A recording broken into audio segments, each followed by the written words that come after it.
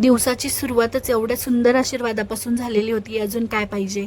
तर नमस्कार मंडळी, ओम साईराम. आज आम्हाला काकड आरतीसाठी मंदिरामध्ये यायचं होतं. ते आम्ही आदल्या दिवशीच ठरवून ठेवलेलं होतं. त्यामुळे दुसऱ्या दिवशी सकाळी 4:30 वाजता उठून पटकन आवरून आम्ही लगेचच मंदिरामध्ये निघालेलो होतो. 4-5 वाजलेले होते तरीसुद्धा बरीचशी पब्लिक मंदिरामध्ये येत होती आणि खूप गर्दी झालेली होती. त्यानंतर आम्ही चावडीमध्ये दर्शन घेऊन लगेच द्वारकामाईमध्ये निघालो होतो आणि संपूर्ण काकड आरती आम्ही द्वारकामाईमध्येच थांबून केलेली होती. त्यानंतर आम्ही हनुमान मंदिरामध्ये गेलो आणि खरंच खूप प्रसन्न वाटत होतं. खरंच खूप छान वाटत होतं. सकाळी सकाळी एकदम फ्रेश वातावरण झालेलं होतं.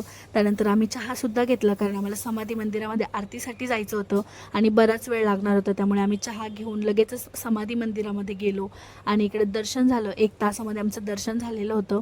आम्ही बाहेर आलो आणि इकडे सत्यनारायणचं पूजासुद्धा चालू होती आणि खरंच खूप छान वाटत होतं. आजचं दर्शन खूप सुंदर झालेलं होतं आमचं.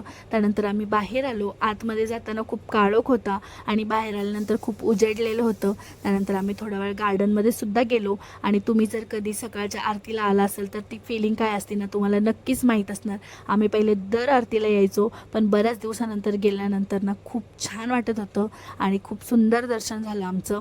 तर तुम्हाला व्हिडिओ आवडला असेल तर लाईक नक्की करा. भेटूया नेक्स्ट व्हिडिओमध्ये. ओम साईराम.